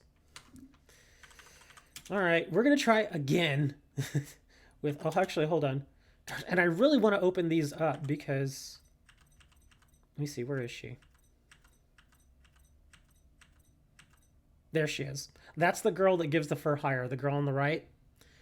In her Duelist challenge, she plays with fur hires. And so, win or lose, when you face her in a Duelist challenge, she will give you a few fur hire cards. That's the person I'm looking to open up. That's why I'm playing this part right now. But look how many I have to go. I still have a whole bunch more to go before I can unlock her. So let me see. 1, 2, 3, 4, 5, 6, 7, 8, 9, 10, 11, because I haven't played this one yet. So I have to beat 11 more people before I can even face her to unlock her. And that's because I did a whole bunch of them yesterday.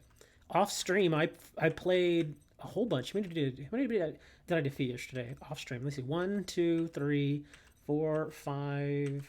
Well, no, a few of these were on stream. I think I played at least 6 of these people off stream. Turbo Tainers. Let me go back to GX. I actually do want to unlock Zane. So we'll see what's going on here. All right, Horace. Show us how you fail again. Is this game free on stream on Steam? No, it is not. This particular game is $40, but it comes with all the cards. Well, pretty much most of the cards that are out in the TCG right now, except if they're like really, really new cards. Like, I mean, come out in the last 2 weeks. But this thing definitely does have a lot of cards. It has tons of archetypes. But it's $40. And I doubt it's going to go on sale anytime soon because it only came out at the end of March. This version of the game came out like March 24th or something. And it's like $40, but you get all the story modes. So that's good, I guess. Oh man, look at you, already bringing out the Gear Beast. Ooh, we already got to level up. Man, you got backfield.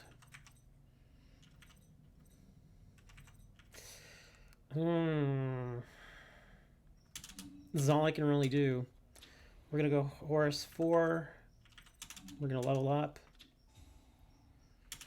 I'm going to grab from the deck.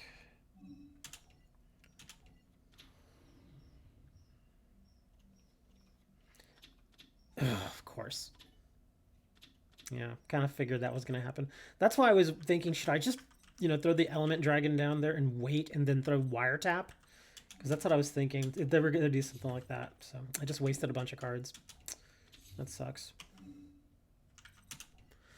You need advise? What kind of advise do you need? Another ancient gear beast. Oh my gosh. Man, this guy's going to start clocking me in the face here. I guess I should have probably activated goats. Let me see what we got here. What are we drawing to? Oh, we put it on top of the deck. Oh, that sucks. Well, let me think. Goats, what are they? They are Beast Earth. Okay, so I need to set that.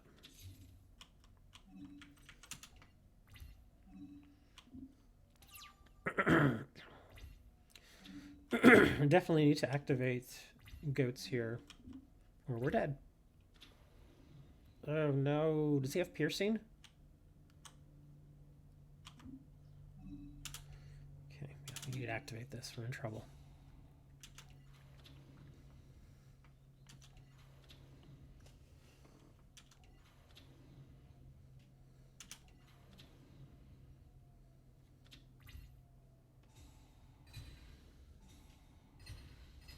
Nice. He did not destroy my face down. Thank you. Oh, that's so helpful. Oh, thank you so much.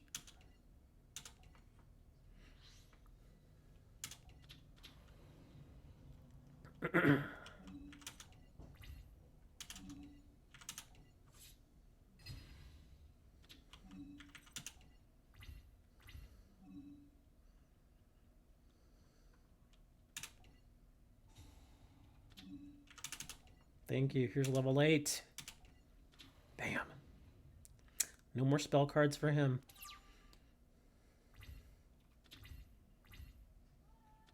Good defense, buddy. Pot of Extravagance.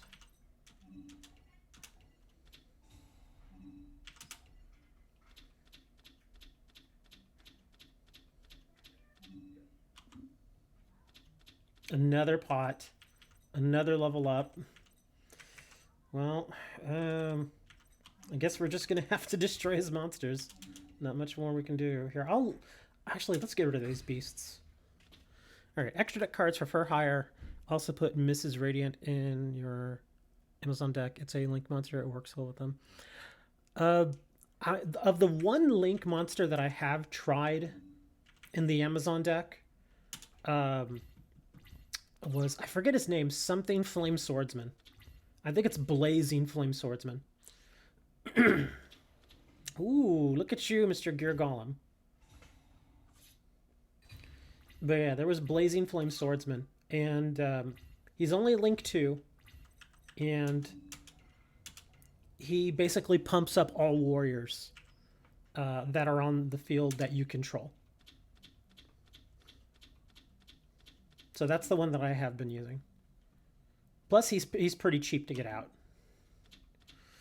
Do I want to burn through? I'm going to have to sack my level 8.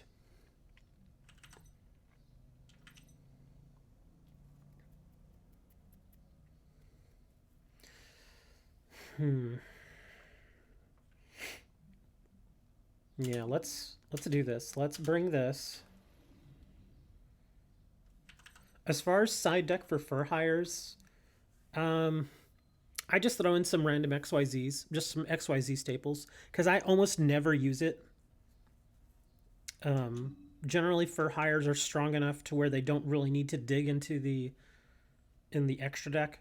Again, the only reason I would even really run one, if you do run one, yes, put monsters in there that are useful for you, but the main reason that I would even have one is just for Pot of Extravagance.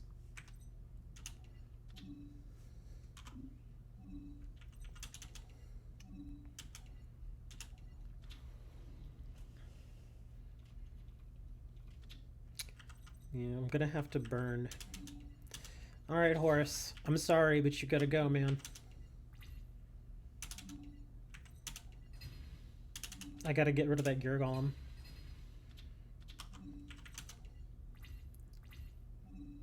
Yes, we're gonna get a level 7 out of it though.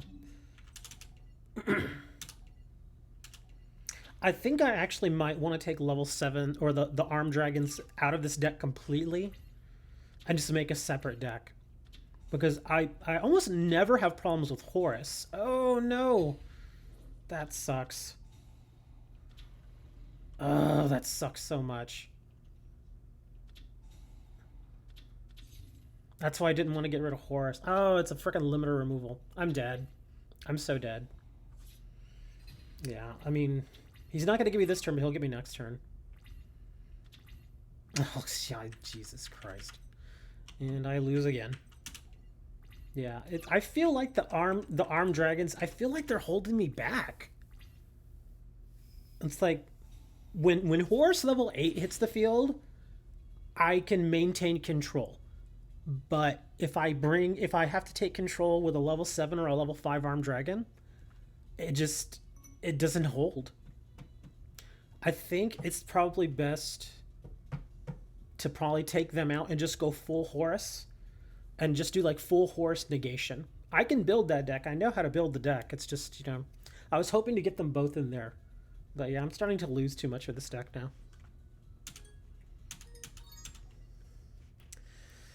How many? Oh, at least I got some of those. Card shop. What were we buying again? We were buying... Oh, yeah. For Ancient Pixie.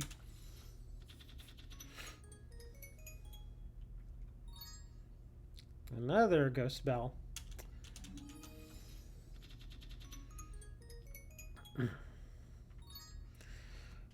Actually, I do need to look something up here real quick. I kinda... Oh, that's right. I don't know if... Crap. I may not be able to do what I was thinking I was wanting to do. Because, again, I just don't... Well, one, I don't have the cards for it yet. And two, I think one of the cards I wanted to use is limited. So, let's see.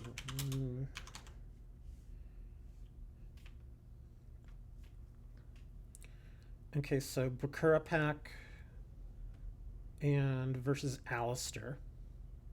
At least it drops in 2 different places. The other card I was looking to get was Royal Decree. Because one of the old one of the first really strong archetypes back in the day was Horus. And people used to run Horus deck and then they'd run Trap Negation too. So they would also put in cards like Genzo and Royal Decrees. But I think Decree is limited to 1 right now. So I may not be able to take full advantage of it. I gotta look.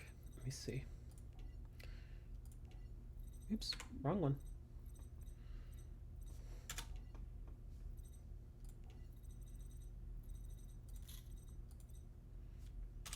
Oh, that's right. I don't even think I have a Royal Decree, do I? No, I don't even have a Royal Decree. But I'm pretty sure it's limited to 1. Let me see, help and options. Do they have the... Surprisingly, they don't just have the ban list on here. Card shop, deck, battle. No, that's weird that they don't have the actual ban list. But yeah, I was thinking of running 3 Royal Decrees, which is what we used to do, but I think it's limited. So what I might want to do is run 1 Royal Decree and then run like 3 wiretaps.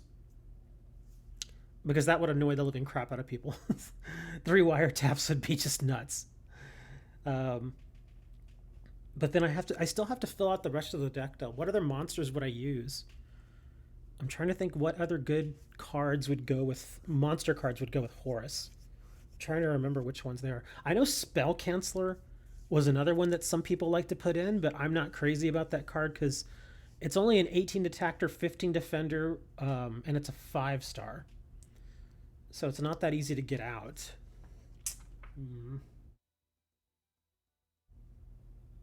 I'll have to think about it. Anyways, if you have not signed up for the giveaway, I'm annoyed with you. It's there. It's at slimware.com. Go sign up. Or else I'm going to have to mail you some 5-day-old shrimp or something. I don't know. But go check it out. I'm gonna check with my web server provider and find out what the hell is going on with them because, like I said, it's been like 3 or 4 days since I registered that one website that I want to work on. So I'm gonna go check with them. Thanks for hanging out with me today, guys, and I will see you maybe tomorrow. I wasn't gonna do a stream today, but then I was like, ah, screw it. We'll see, guys, and maybe I'll come up with a new deck, maybe a new Horus deck, because like I said, this one it can work, but it's definitely got some flaws. So until then, guys, be safe. Don't do anything crazy. Listen to your parents, and I'll talk to you tomorrow.